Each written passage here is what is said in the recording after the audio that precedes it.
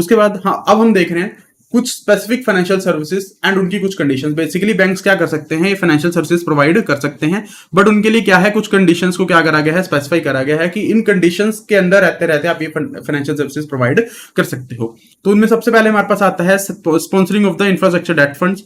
तो basically banks क्या कर सकते हैं, इंफ्रास्ट्रक्चर डेट फंड्स को चाहे वो as a mutual fund setup करेंगे या चाहे एज एनबीएफसी सेटअप करेंगे, उनको स्पॉन्सर कर सकते हो। बट स्पॉन्सरशिप करने के लिए क्या कंडीशन है, उनके पास एक तो क्या होनी चाहिए, बोर्ड अप्रूव्ड लिमिट होनी चाहिए कि ओवरऑल इंफ्रास्ट्रक्चर एक्सपोजर कितना दिया जाएगा, उसके अंडर रहते रहते आपने क्या करनी है, आईडीएफ के अंदर इन्वेस्टमेंट करनी है। ठीक है, उसके बाद जब आप आईडीएफ को स्पॉन्सर कर रहे हो तो बैंक्स को ये इंश्योर कराना है कि जब आप इन्वेस्टमेंट्स को इनवाइट कर रहे हो तो आप वहां प्रॉपर डिस्क्लोजर दो कि bank is just a sponsor, and जो भी स्पॉन्सर बैंक की लाइबिलिटी है वो तब तक है जितना उसने क्या करा है, कंट्रीब्यूशन कैपिटल के अंदर कंट्रीब्यूट करा है। In any case infrastructure debt fund के अंदर लॉस हो जाता है तो बैंक लाइबल नहीं होगा उस लॉस को पूरा करने के लिए। इस चीज की आपने क्या करनी है, प्रॉपर डिस्क्लोजर इंश्योर कराने हैं। नेक्स्ट, अगर आप सर्विसेज प्रोवाइड कर रहे हो equipment leasing and hire purchase businesses, so अगर आप leasing and hire purchase business of equipments की सर्विसेज प्रोवाइड करना चाहते हो थ्रू अ सब्सिडरी, तो जो हमने ऊपर अभी सब्सिडरी वाली कंडीशंस पढ़ी थी इन द पॉइंट नंबर 2.3 कि क्या क्या सब्सिडरी से कैसा रिलेशनशिप होना चाहिए, इन्वेस्टमेंट कितनी होनी चाहिए एटसेट्रा, वो सेम कंडीशंस क्या होने वाली, अप्लाई होने वाली हैं।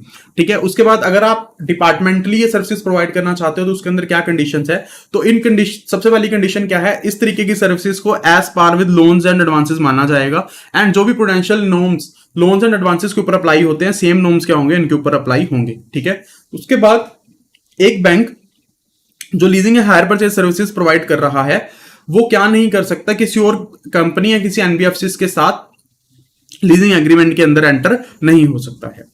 ठीक है, उसके बाद अगर बैंक फैक्टरिंग सर्विसेज प्रोवाइड करना चाहता है थ्रू द सब्सिडरी, तो सेम जो कंडीशंस वो सब्सिडरी है वो क्या हो जाने वाली, अप्लाई हो जाने वाली हैं। अगर वो डिपार्टमेंटली प्रोवाइड कर रहे हैं तो उसके ऊपर कुछ कंडीशंस है। कंडीशंस क्या है कि जो ये सर्विसेज हैं वो रिकोर्स बेसिस, विदाउट रिकोर्सेज और लिमिटेड रिकोर्स बेसिस के ऊपर प्रोवाइड करी जा सकती हैं।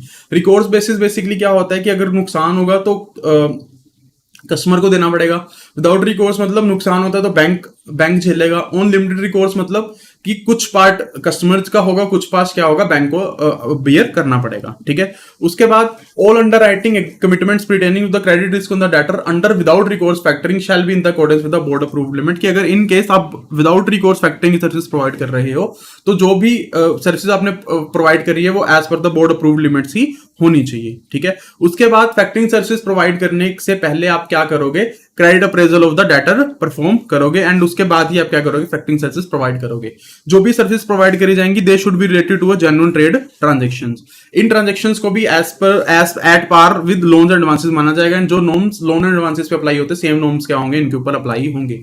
ठीक है, उसके बाद बैंक्स को डबल फाइनेंसिंग अवॉइड करने के लिए क्या करना है, एक मैकेनिज्म सेटअप करना है। डबल फाइनेंसिंग बेसिकली क्या हुई, सपोज एक पर्सन है ए, उसने क्या करा, एक एसजी बैंक, ठीक है, एक है एचएम बैंक, उसने क्या करा, एक ही इनवॉइस को एसजी बैंक से भी क्या करा लिया, फैक्टर करवा लिया, एंड एचएम बैंक से फैक्टर करा लिया। तो बेसिकली एक ही इनवॉइस के ऊपर क्या होगी, डबल फाइनेंसिंग होगी। तो इस चीज को अवॉइड करने के लिए बैंक ने क्या करना है, एक मैकेनिज्म को सेटअप करना है। ठीक है, उसके बाद बोरोवर बैंक ने क्या करना है, प्रोडिकली बेसिस पे बोरोवर से क्या लेना है, सर्टिफिकेट्स लेने हैं अबाउट द फैक्टर्ड रिसीवेबल्स।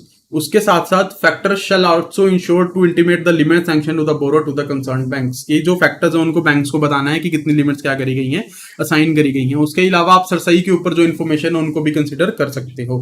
ठीक है, उसके बाद एक डेफिनेशन आती है कॉमन बोरोवर की। कॉमन बोरोवर बेसिकली वो पर्सन होता है जिसने क्या करा है, बैंक से क्रेडिट फैसिलिटी को अवेल करा है, एंड जो फैक्टरिंग एग्रीमेंट के अंदर क्या है, असाइनर है, मतलब जिसने क्या करा है, बिल्स फैक्टर को बेचे हैं, that is known as the common borrower.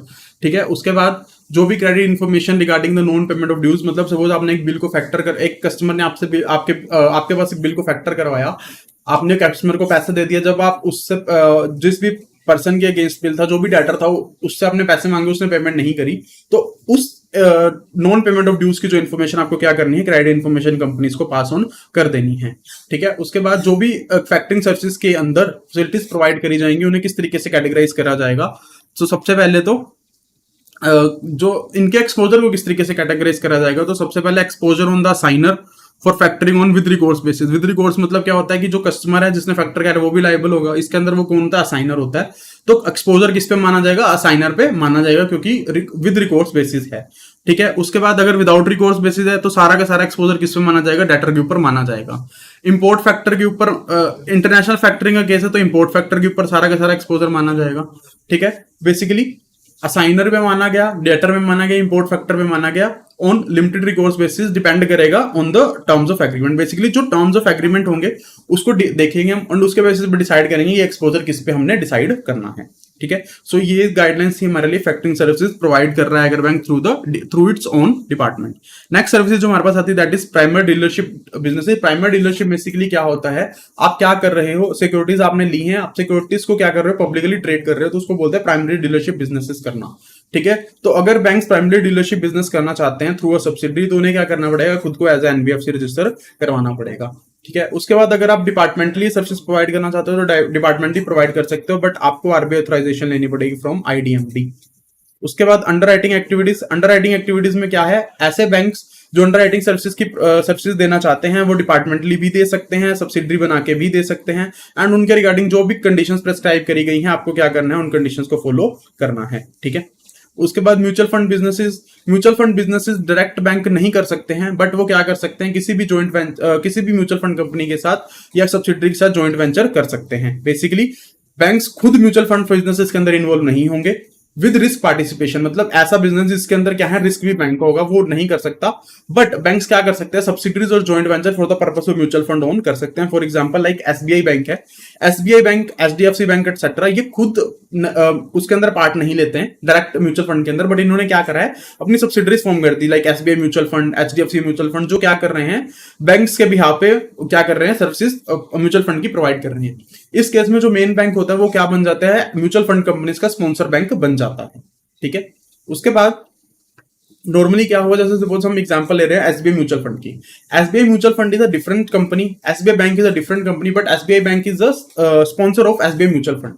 तो उस केस में बेसिकली क्या है, जो लोग एसबीआई म्यूचुअल फंड के अंदर पैसा डाल रहे हैं वो एसबीआई म्यूचुअल फंड वाली कंपनी के नाम पे पैसा नहीं डल रहा है, वो डल रहा है on the basis of the SBI bank itself. तो उस केस में बेसिकली क्या है, लोग ये सोचते हैं कि जो हमारा जो प्राइमरी लायबिलिटी वो क्या है, एसबीआई बैंक की तरफ है, जो कि ऐसा नहीं होता है। तो उस केस में क्या करना है, बैंक को क्लियरली पब्लिश करवाना है कि बैंक किसी भी लॉस या शॉर्टफॉल के लिए लायबल नहीं होगा। ठीक है, वो क्या है, जस्ट स्पॉन्सर है, कोई भी लॉस होता है, कुछ होता है, बैंक्स की क्या होने वाली कोई भी लायबिलिटी नहीं होनी।